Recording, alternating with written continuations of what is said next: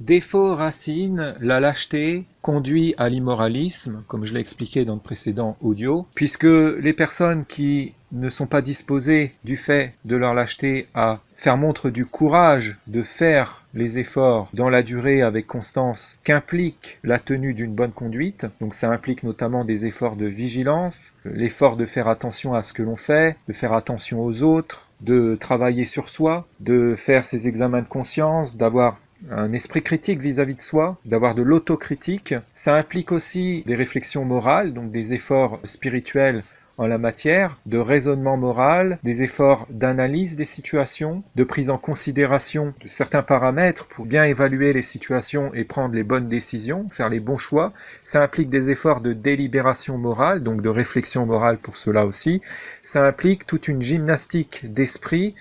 et aussi de philosopher moralement et un effort d'objectivité, d'objectivation pour transcender sa subjectivité, ne pas céder à la facilité de voir les choses comme ça nous arrange de les voir, et les personnes, inclus soi-même. Donc ça implique tout un tas d'efforts que les personnes lâches ne sont pas disposées à faire, ou en tout cas pas à faire avec constance, avec régularité et habituellement. Voilà, il y a certaines personnes qui les font de temps en temps, voilà, donc ils vont arriver à tenir une bonne conduite une journée, le lendemain ils vont se vautrer dans la fange de l'immoralité et compenser en commettant des conneries, ou sous prétexte de décompresser, se lâcher dans l'immoralité, se dépraver en prétendant qu'ils ont été trop sérieux la veille, etc. Donc il y a un effort aussi de sérieux, un effort donc de responsabilisation et aussi un effort d'humilité. Pour les gens qui sont habitués à se comporter bien, à être honnête, c'est un effort qui est de moins en moins dur, ça devient même plus un effort puisqu'on a la possibilité, en s'habituant à être sage, on a la possibilité de se rendre la moralité, en deux mots, la bonne conduite, de plus en plus facile. Ceux qui se dérobent à leur devoir de moralité avec toutes sortes de procédés pour fuir en se voilant la face, en mentant aux autres, pour se dérober à leur devoir, qui fuient comme des lâches, se rendent la moralité de plus en plus fastidieuse en fait. Et au même titre que eux se la rendent fastidieuse en fuyant tout le temps leur devoir de se comporter en personne responsable, ceux qui font le contraire et qui s'habituent finalement à se discipliner moralement, à se comporter sagement, qui ne fuient pas l'effort de droiture, se facilitent cette droiture même et donc peuvent faire presque même de la moralité quelque chose de spontané chez eux, qui va tellement de soi que finalement ça ne relève plus de l'effort au bout d'un moment. L'homme fonctionne beaucoup aussi aux habitudes, donc il s'agit en fait de se programmer en quelque sorte moralement pour s'habituer à la disciplination morale, pour que ce soit de moins en moins laborieux, pour que ce soit de plus en plus facile. On peut se faciliter la moralité et ce n'est pas parce qu'il y a beaucoup de lâches pour qui ce serait la mer à boire, parce qu'ils se sont habitués à se complaire dans la facilité de fuir, à se dérober, qui se sont rendus finalement douillets à l'effort de moralité et qui se rendent de plus en plus lâches, qu'ils s'handicapent par cela. Ce n'est pas parce que ceux-là voient du coup le moralisme comme quelque chose d'infernal, d'ennuyeux, de casse-bonbon comme ils aiment dire, voire même de masochiste et qui pourrirait la vie, que ça l'est vraiment. Ça c'est leur rapport malsain et leur opinion subjective vis-à-vis de la moralité. Donc ces personnes qui sont de plus en plus lâches, parce que c'est un cercle vicieux, le courage se cultivant, on n'est pas courageux comme ça, il n'y a pas des gens qui naissent courageux et d'autres lâches et qui seraient condamnés à le rester. Il y a des gens qui sont courageux parce qu'ils ont le mérite d'avoir développé du courage, et chacun a le mérite de son niveau, chacun est responsable de son niveau de courage comme de son niveau de lâcheté. Ceux qui sont lâches détestent bien évidemment qu'on les renvoie à leur devoir d'être sages, qu'on leur souligne leurs entorses à la morale, leurs manquements à se comporter sagement, qu'on leur souligne leurs fautes, leurs immoralités, qu'on leur souligne leurs méprises, leurs comportements injustes, les préjudices qu'ils ont pu occasionner, infliger à autrui,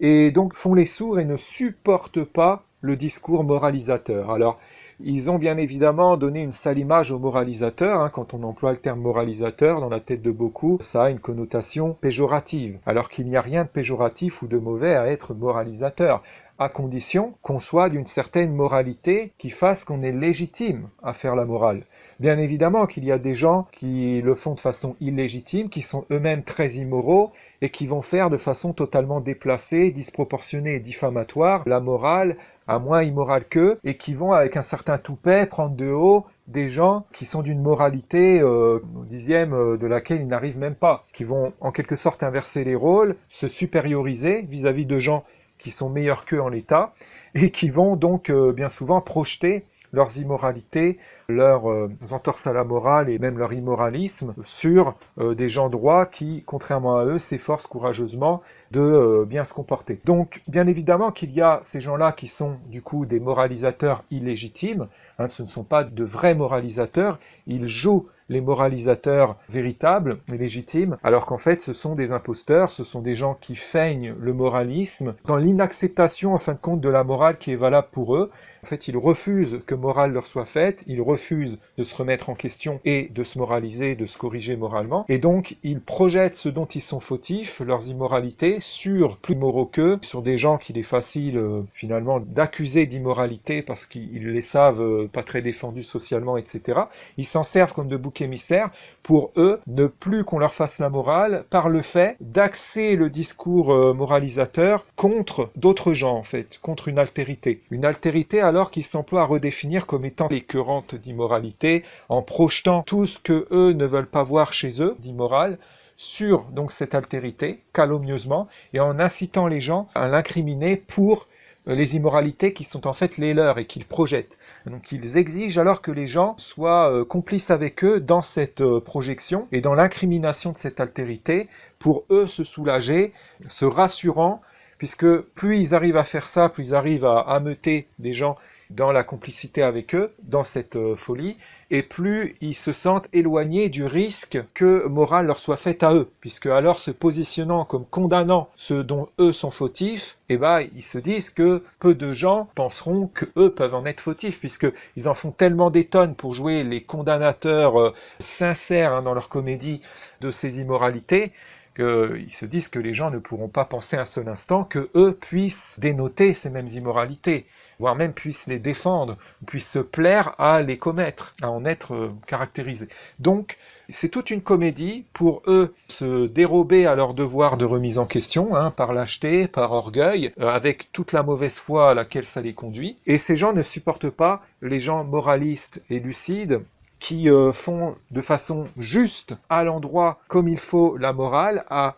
qui elle doit être faite, qui ne se trompent pas d'objet finalement de moralisation, qui savent qui est qui et qui ne jouent pas le jeu de leurs inversions et de leurs transferts, et donc qui ont un certain sens de la justice et qui veulent que chacun réponde de ses actes, de ses méfaits, de ses immoralités, et pas d'autres à la place des vrais pécheurs. Ils ne supportent pas ces personnes-là qui ont ce sens de la justice, dont ils n'arrivent pas à avoir raison de la lucidité et du moralisme, et s'emploient à les criminaliser. Quand ces personnes leur font la morale de façon juste, à l'endroit et bien comme il faut, avec ténacité, ces pervers immoralistes, ils se rendent pervers par leur lâcheté, puisque ça les pousse du coup à mentir énormément, à recourir à tout un tas de procédés très vicieux pour continuer de se dérober à leur devoir de se remettre en question. Ces gens donc crient alors au harcèlement. Ça c'est très à la mode. Ils s'accommodent à redéfinir comme relevant du harcèlement ceux qui en fait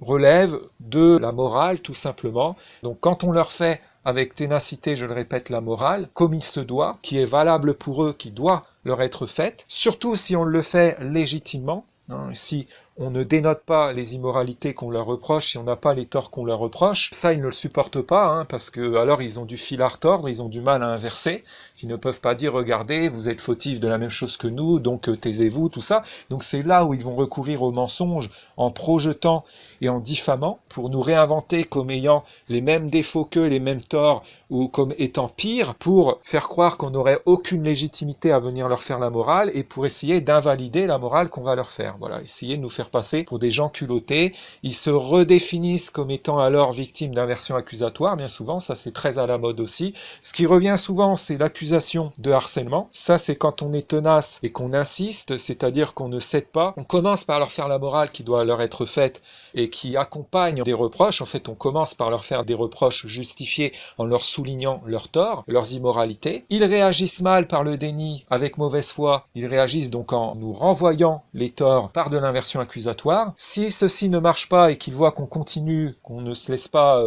désarçonner et démonter, qu'on reste lucide et qu'on continue avec ténacité, là, ils vont crier au harcèlement. Et si on continue, donc ils crient au harcèlement violent et donc se victimisent toujours plus. C'est un cercle vicieux. Quand on déjoue leurs inversions accusatoires, qu'on désinverse et qu'on explique les procédés auxquels ils recourent, ils se disent alors victimes de l'inversion accusatoire. C'est-à-dire qu'en praticien de l'inversion accusatoire, en pervers qui recourt à l'inversion accusatoire, ils se disent victimes de cette inversion accusatoire qu'ils infligent. Alors, prétendant que la personne en face qui est alors juste et ne se laisse pas avoir et qui désinverse serait la personne qui inverserait et que eux ne feraient que se faire accuser à tort par une personne qui projetterait sur eux alors que c'est eux qui font cela. C'est très très très pervers. Très pervers. Ils projettent calomnieusement, souvent sur le mode donc, de l'inversion accusatoire, sur la personne dont ils ne supportent pas la moralité et la lucidité vis-à-vis d'eux.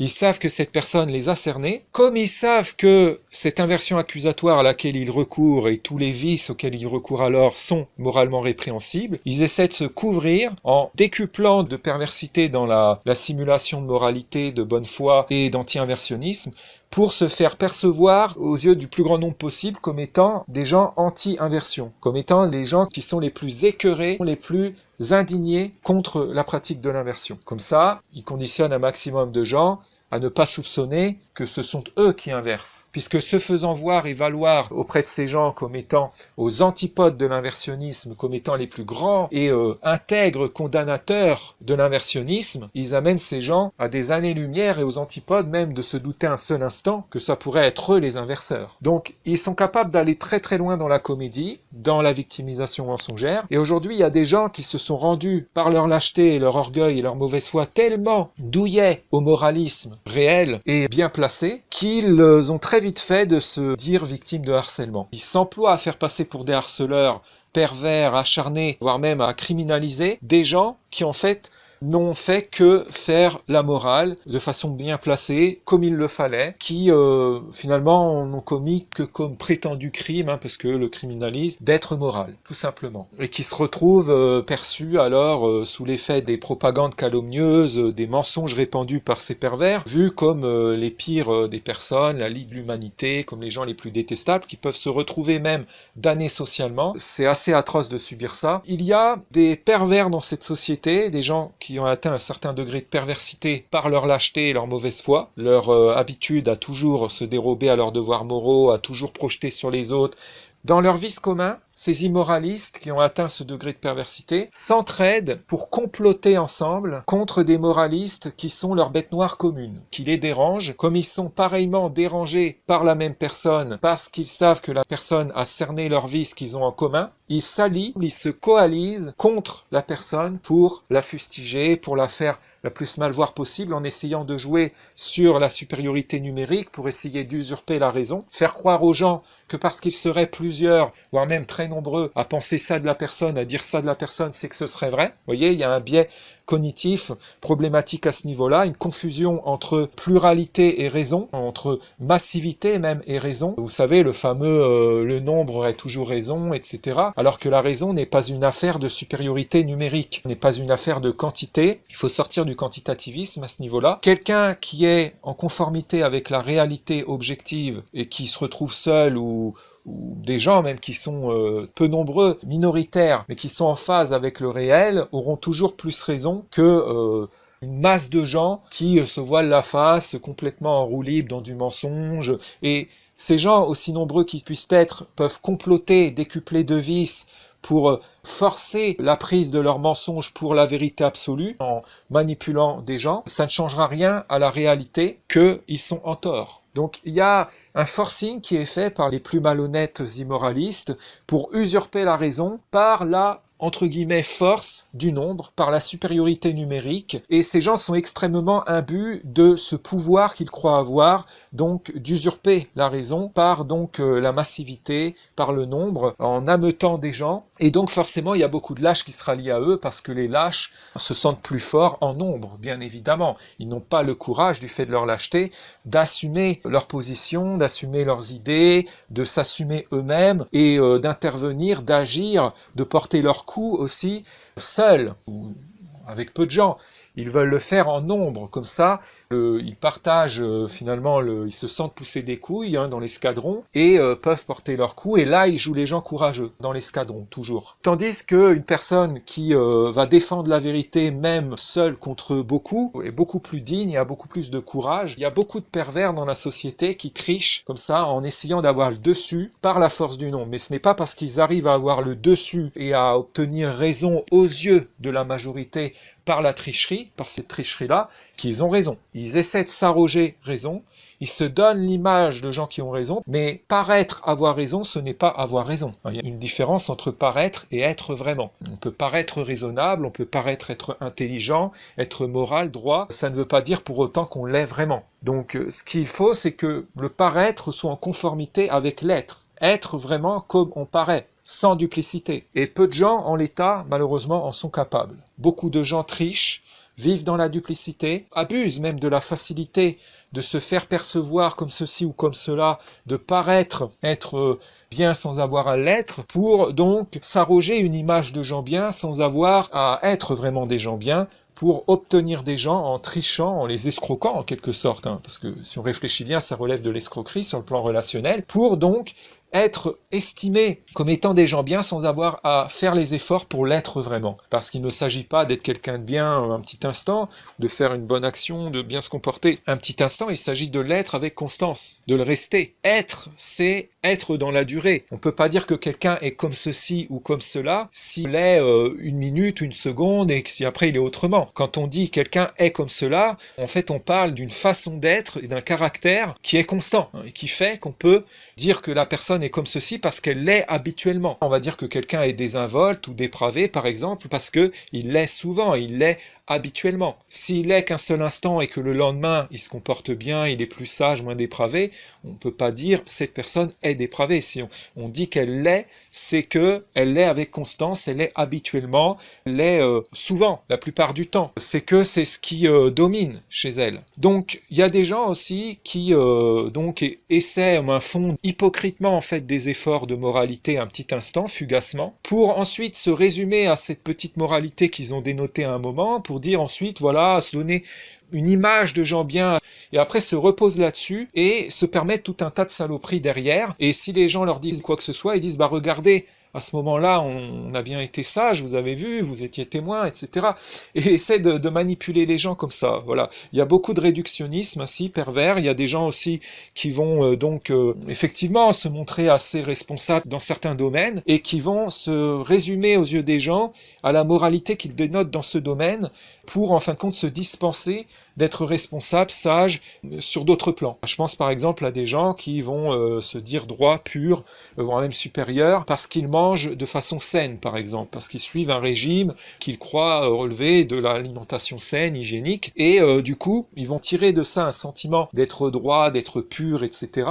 d'être sage, et vont négliger le devoir de moralité sur d'autres plans. Par exemple, vont être dépravés sur le plan sexuel, ou vont mentir à des gens, mal se comporter dans d'autres domaines, sur d'autres plans, et ils vont essayer d'aveugler les gens en se survalorisant, en utilisant la moralité qu'ils dénotent sur le plan alimentaire, parce qu'ils mangent sainement, ils vont essayer de se résumer à ça auprès des gens pour les aveugler et leur cacher les turpitudes qu'ils commettent dans d'autres domaines, sur d'autres plans. Vous voyez, donc ça peut être aussi utilisé comme un cache immoralité. C'est-à-dire que certains, dans leur perversité de l'âge, sont prêts à dénoter de la moralité stratégiquement sur un plan, non pas par pure intention de moralité, mais dans l'intention d'utiliser ensuite cette moralité comme cache immoralité pour cacher l'immoralité qu'ils commettent sur d'autres plans. Ça c'est important à comprendre aussi parce qu'il y a beaucoup de manipulateurs qui enfument des gens ainsi et des gens naïfs qui se disent bah ces gens sont droits, regardez, ils sont très droits sur ce plan et tout, et ils vont être aveuglés. Il faut voir globalement dans plusieurs domaines, comment la personne se comporte, dans la plupart des domaines auxquels elle s'essaye, sur la plupart des plans, si elle essaie d'être droite de façon complète, équilibrée, ou si c'est quelqu'un qui va essayer d'enfumer son monde en se la jouant sage un petit instant, ou sur un plan seulement, pour se dispenser d'être réglo et responsable et sage dans d'autres domaines. C'est exacerbée catastrophiquement dans cette société, une haine de la morale, du moralisme, donc du coup il y a tout un tas de préjugés immondes qui sont cultivés sur les moralistes, appelés les sales moralisateurs par ces immoralistes, qui donc tout un travail aussi de subjectivisation calomnieuse de la moralité, la morale et du moralisme. Donc quand on fait la morale, surtout si c'est de façon justifiée et légitime, très très souvent ces gens essaient de nous faire croire que ce n'est que notre morale, que ce serait une morale très relative, à géométrie variable, que ce serait presque une morale imaginaire. D'ailleurs, les plus fous s'emploient à essayer de faire croire qu'il n'y aurait pas de morale objective. C'est quand même assez hallucinant. Tout ça pour invalider la morale alors qu'on va faire, parce qu'ils ne la supportent pas, parce qu'ils ne supportent pas d'être renvoyés à leur tort et à leur devoir, par extension, de se remettre en question. Ils ne veulent pas se regarder dans une glace, et beaucoup vivent dans la facilité de se persuader que ce sont toujours les autres qui seraient fautifs, jamais eux. Ils se reposent sur ce vice, sur cette facilité de toujours projeter sur les autres, de toujours se dire victime d'inversion, ou de toujours donc recourir à l'inversion accusatoire, tout en se disant victime d'inversion, tout en prétendant avoir pour principe de ne jamais inverser, donc se repose là-dessus. Comme ils croient avoir un pouvoir de pouvoir toujours la faire à l'envers aux gens comme ça, de pouvoir toujours se dédouaner, ils se permettent tout un tas de saloperies, tout un tas de choses, d'abus sur les autres, voire même des fois sur eux-mêmes, parce que des fois aussi ils réagissent avec mauvaise foi par rapport à des torts par lesquels ils se portent préjudice à eux-mêmes, parfois aux autres aussi en même temps, mais des fois qu'à eux-mêmes. Et quand on les exhorte bienveillamment à sortir de cette forme de masochisme dans laquelle ils sont, ils réagissent mal, alors qu'en fait c'est de la bienveillance. Quand on souligne à quelqu'un ses torts, qu'on lui dit là, voilà, tu t'es mépris, tu te trompes, et qu'on l'invite à se corriger, ce n'est pas de la malveillance, c'est bienveillant. Ce serait plutôt le fait de l'applaudir dans son tort, d'être complice avec la personne dans son voilage de face, en l'incitant à se mentir toujours plus, en mentant avec elle, pour l'aider à se persuader qu'elle resplendit, qu'elle est droite et sage dans son égarement et dans son tort, ce serait plutôt ça qui relèverait de la malveillance. Les gens qui essaient de détromper, de corriger, qui accompagnent leur critique justifiée d'une morale et d'une aide à la correction sont des gens bienveillants. Et il est anormal qu'ils soient vus comme des gens malveillants, comme des gens à craindre, desquels il faudrait se méfier, qui seraient agressifs, offensifs. Ça aussi, l'accusation d'agressivité qui revient souvent aussi. Donc ils essayent plusieurs choses. Indisposés à se remettre en question face à la critique justifiée, à la morale qui l'accompagne, morale qui est de mise, qui doit leur être faite. Ils prétendent souvent qu'on les insulte, comme si en fin de compte dire la vérité sur eux c'était insultant. Non, non, c'est insultant pour ceux qui se mentent et qui dans leurs mensonges se surestiment, et donc ils croient qu'ils sont d'un niveau supérieur à celui qu'ils ont vraiment, et donc quand on les remet à leur place, façon de dire, je dis ça dans le sens de les ramener à la réalité de leur vrai niveau, en les incitant à ne plus se surestimer, et ils vivent ça comme ils prennent ça pour une insulte. Surtout s'ils se croient supérieurs à nous. C'est-à-dire que si on a un meilleur niveau qu'eux, et que eux ne l'acceptent pas, ne veulent pas le reconnaître parce que orgueilleux, ils veulent se mettre au-dessus tout le temps, ils vont vivre le fait que ça vienne de nous comme étant une insulte, parce qu'ils nous considèrent alors tellement comme des gens bas, inférieurs, que ce serait insultant pour leur ego,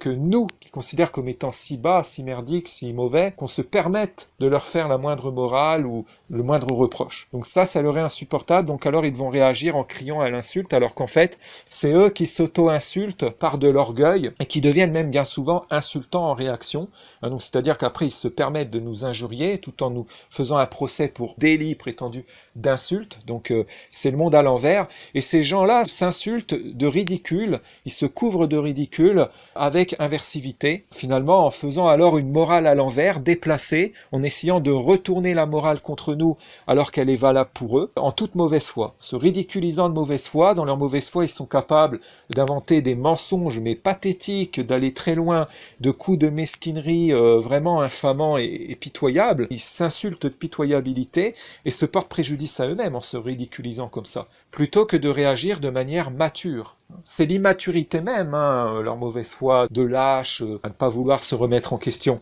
C'est ça, la définition de la maturité, c'est la disposition à se comporter sagement et à se remettre en question lorsque l'on faute. Voilà ce qui caractérise quelqu'un de mature, et les gens qui passent leur temps à mentir, à inverser, à projeter, à s'autoproclamer victimes, à se victimiser mensongèrement, à faire leur pleurnicheur, à faire les douillets, quand morale leur est faite, morale justifiée, je parle bien, hein, parce que sinon ce n'est pas de la vraie morale, ceux-là sont les gens immatures, et il y a beaucoup de gens très immatures ainsi dans cette société, d'autant plus que la puérilité, l'immaturité, même l'arriération se normativisent catastrophiquement dans cette société en raison d'un consensus entre immoralistes lâches qui finalement veulent que cette puérilité qu'ils dénotent par leur lâcheté et leur mauvaise foi soit vue comme la normalité. Parce que plus c'est normalisé, plus ils peuvent, eux, se décomplexer dedans en se persuadant donc qu'ils ne sont pas puérils dans la puérilité, et plus ils peuvent même jouer les gens matures, c'est même pire que ça. C'est-à-dire que non seulement elle a été normativisée, mais en plus, elle passe normativement pour la maturité. Donc de facto, l'inversion étant l'inversion, son contraire, la maturité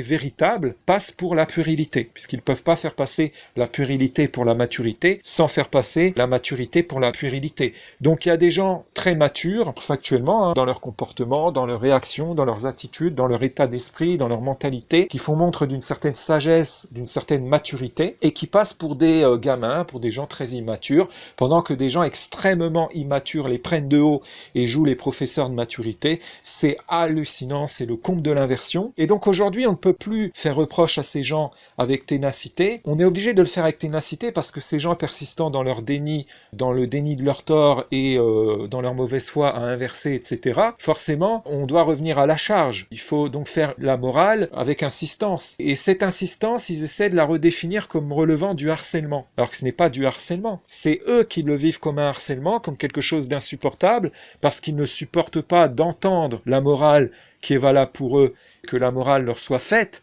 comme il faut. Ils ne supportent pas la morale à l'endroit, ils veulent une morale à l'envers, et ne supportent pas que subsistent des gens moralistes authentiques qui leur tiennent tête, qui tiennent tête à leur immoralisme et qui leur envoient à leur devoir de moralisation. Eux veulent déroger, ils veulent donc pouvoir en faire qu'à leur tête, ils veulent en fait qu'on les applaudisse dans leur immoralisme, qu'on leur concède le droit de commettre des immoralités, de porter préjudice aux autres, de se comporter comme des gamins irresponsablement, etc. Donc dès qu'on ne consent pas à les laisser faire ça et à les applaudir là-dedans, et à jouer leur comédie consistant à faire comme s'ils étaient des gens évolués, exemplaires, estimables là-dedans, ils crient à l'attentat au bien-être, à l'attentat à la joie de vivre ou je sais pas quoi, et voilà, ils nous accusent d'attentat à un peu tout, ils nous accusent d'être haineux de tout, hein, comme si ne pas les aimer en l'état dans leur immoralité, c'était tout détester, c'était ne rien aimer, que c'était être incapable d'amour, etc. C'est quand même hallucinant, comme si l'immoralité qu'ils veulent immuniser était tout, comme si elle était universelle, comme si elle était partout, comme s'il